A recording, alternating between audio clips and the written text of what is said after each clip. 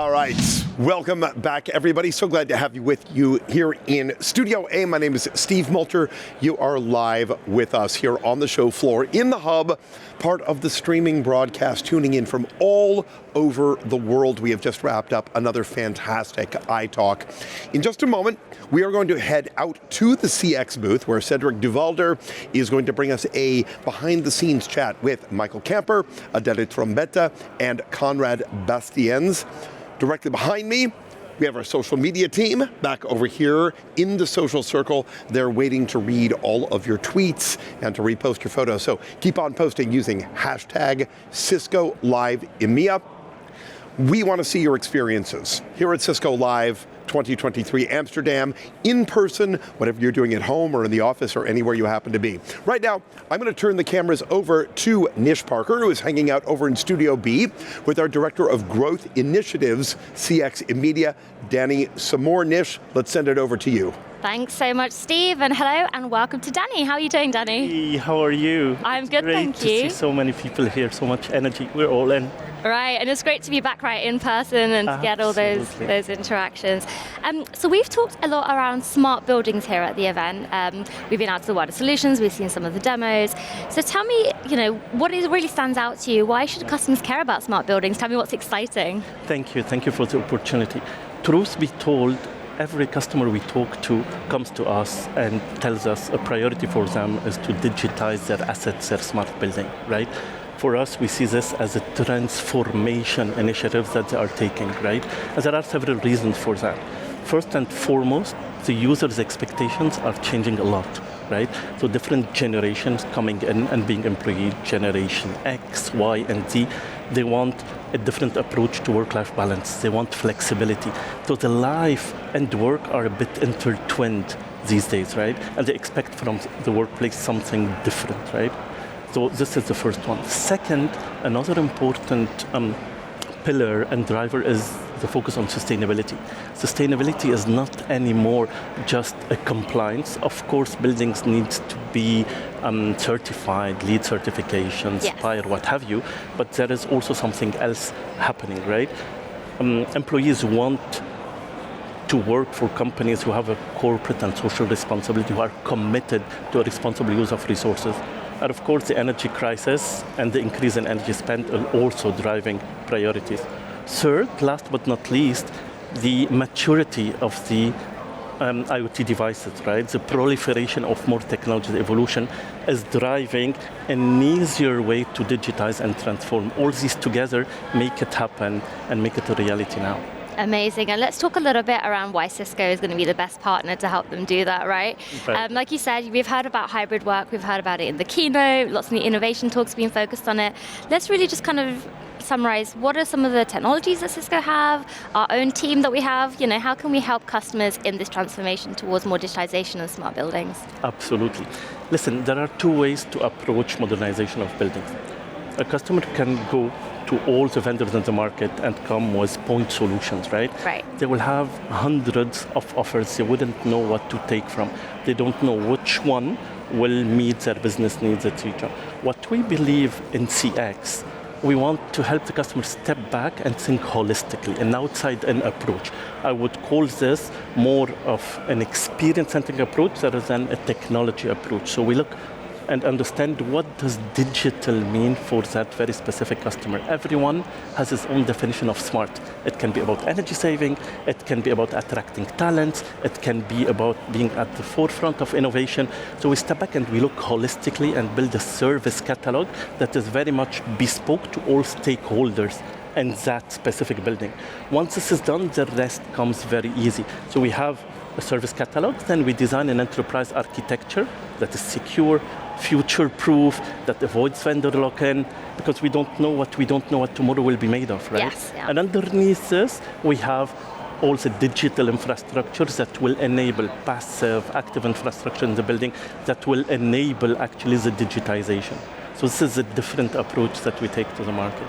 For sure, and here at Cisco Live 2023 Amsterdam, we've got a lot of technology tracks, and a lot of the technology that you just mentioned there, right, and some of those capabilities is what we've been showing our audience, wherever you're watching from. So tell me a little bit around specifically around smart buildings, what can that transformation look like for customers? And some of them are going to be earlier in their journey, some of them are going to be later. What advice do you have for those kind of starting out? And then some of those that have more mature strategies in place, how do they get started? Absolutely. What I would, when we talk to our customer, the first thing we tell them is let's step back a little bit and think, what does smart mean for you? Regardless where they are in the journey. You may have some buildings that are partly digitized, right? But you want to know what is the vision you are taking, what is it that you're trying to achieve.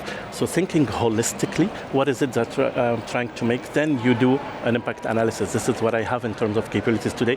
This is what I need to build later. Yes. And we have fantastic teams you can go and speak to. They tell us about our experience, and they will help you shape actually your digital vision and then execute step by step through it. Right? Danny, thank you so much. That's some really you. great insights. We're now going to head straight back to Steve. So Steve, over to you. Thank you, my friend. Great job. Really appreciate it. Nish, and our thanks to Danny as well. CX really is one of my favorite Cisco stories, as I always say. CX really creates leadership in this important role of bringing our technology together with our people and with our partners. It is all about helping partners exactly like you to transform from the traditional product resale business model to a value-added lifecycle growth model.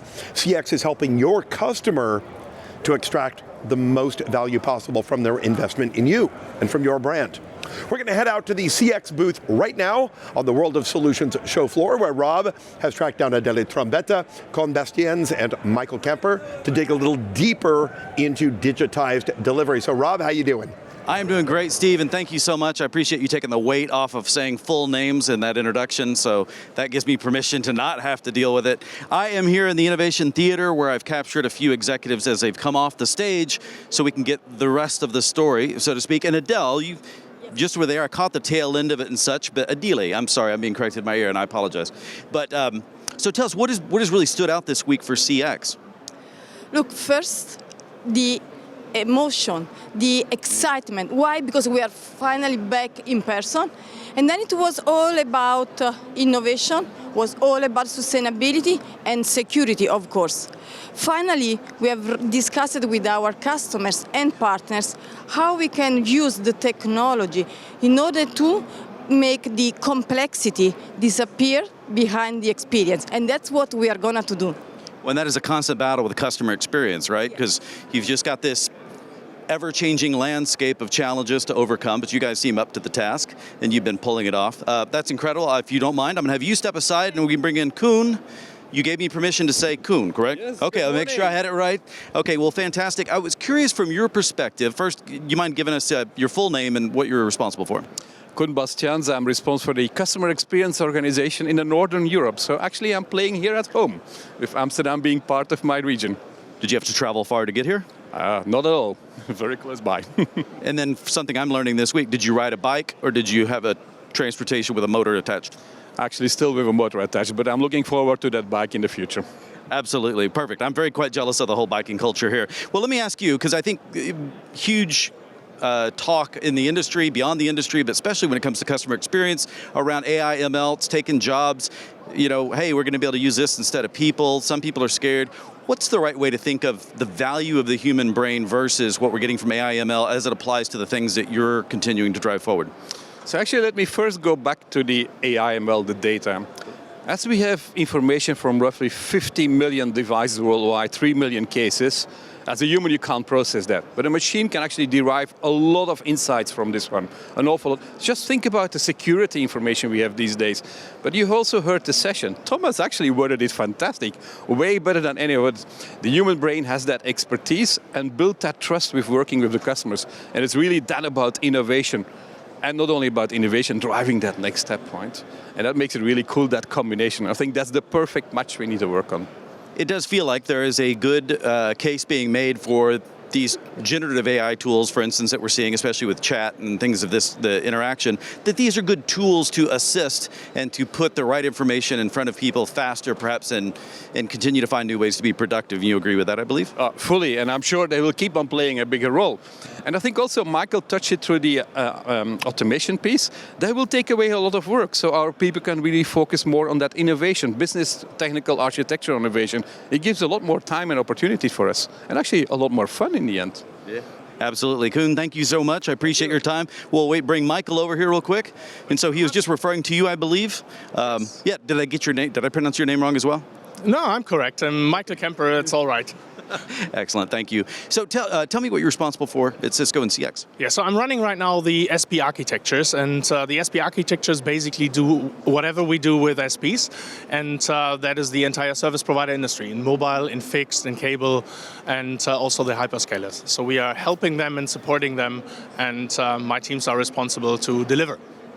Why would you say it's important to digitize right now? Because I think we are not short of work, right, all over the place. And what we can do as soon as we are digitizing, we have the possibility to do things much, much faster in a much more economical, viable way. And we can focus the innovation of our engineers and the time of our engineers on innovation instead of replication. And that is hugely helpful because, as said before, the threats are getting bigger than ever before. And the turmoil in the entire industry is pretty huge, right? So you need to react fast. You need to be very nimble, and you need to be super precise, right? Because an outage, wherever it is going to be disastrous usually. So preventing those outages and building systems which are able to tackle challenges fast is just a baseline. Well, when it comes to digitization, what do you recommend to individuals that are looking to increase their skill sets and get started? Kind of broad, but what kind of things would you suggest? So what I believe is a good baseline, and that is what we are recommending internally, is to really look for a definite baseline certification, because that is going to give you the vocabulary. It will help you to understand the baseline of the toolings which are out there, and is going to help you to look into exactly what you need, right? Because it's a kind of fundament. If you speak that baseline language, you have all sorts of capabilities and all sorts of possibilities to take the next steps. And that can be in many directions, right? But the baseline the fundament has to be right. So final question, curious what you're doing the rest of the week. What's your focus even after you leave here? Is top of mind? So what I've been doing this week, and that was amazing, I've been sitting in a specific lab for 3 hours. And that was the edge of my brain. To be very honest, I'm super impressed by the engineers who teach, and I'm super impressed about the audience, because they've been all much faster than I've been. So I figured out that I need to learn a lot to become an engineer again, because that's where I come from. And I think the sessions are amazing. You find so many people which are so good in such a condensed environment. The breakfast talks, when you meet people you haven't seen and which are presenting all over since the last 25 years, when you see new faces, when you see customers, that is just amazing. And for me, the rest of the week, meeting customers, doing interviews with you, and really enjoying the innovation which we see all over here. That's awesome. Thank you so much for your time, Michael. I hope you enjoy the rest of the event. Absolutely sorry I got the wrong hand there. Thank you very much. It's all about people. It's all about relationships when we come here. In fact, I had a chance to get out and ask a few questions around the show floor, and I believe we have a video now of that experience. Let's take a look.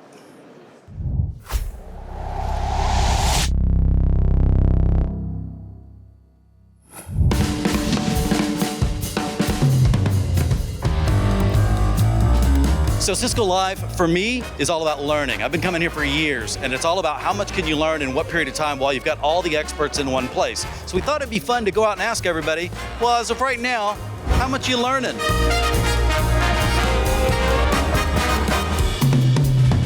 The number one thing that I've learned at Cisco Live is to be prepared. There's so many things here to learn. I learned a lot about business values, strategic values, a lot about different certification. You can learn about anything from the dark web to Starlink to new networking capabilities and products. It's really amazing. We had some talks about UCSX and UCC. Pretty interesting upcoming technologies in combination with WebEx. New ways to fulfill our needs. Yeah, main topics for me is looking into full stack observability, cloud technologies, big deal for the future. Cisco is going full in on managed services, and that's really exciting. I'm really proud to be here. It's great to be in Amsterdam. I love it. The number one thing I've learned at Cisco Live is what an incredible company Cisco is. Amazing. Sometimes learning is just simply about reconnecting. Either way, what's been your experience?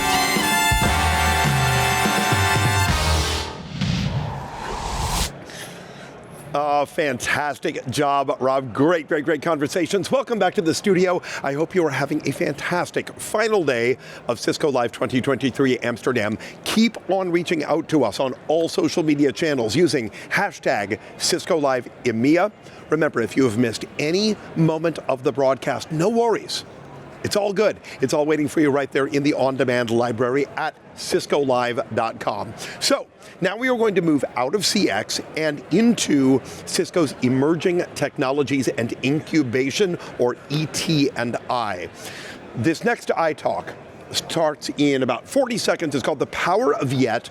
Developers are going to create over 750 million applications in the next 3 years. Well, that rapid scale and deployment requires an evolution of microservices interconnected by APIs from cloud and SaaS providers. Tim Seghetti is going to show how Cisco is helping developers to discover, connect, and secure APIs with deep observability so they can deliver exceptional application experiences. Enjoy the iTalk. We're going to be waiting for you right here on the other side, back in Studio A. Hope you have a great time, and away we go.